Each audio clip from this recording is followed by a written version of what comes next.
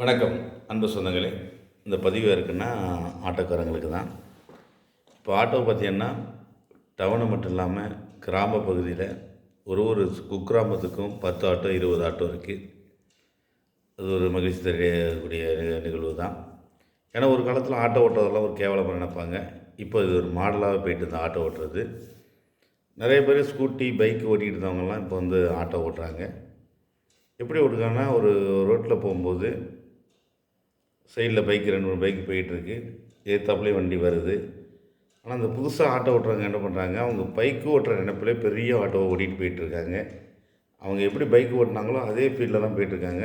அதை கொஞ்சம் மாற்றிக்கணும். இன்னொன்று பார்த்திங்கன்னா, கிராமத்தில் யாருமே இப்போ நடக்கிறதில்ல.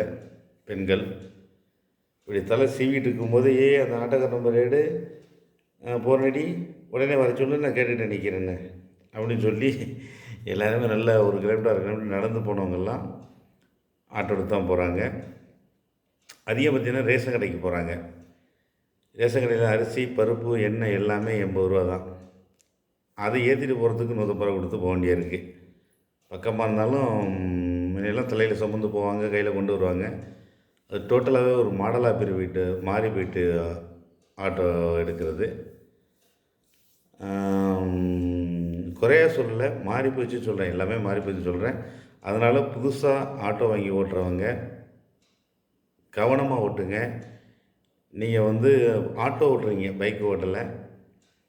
ஏன்னா புதுசாக வாங்கினதுனால உங்களுக்கு கொஞ்ச நாள் அனுபவம் பத்தாது.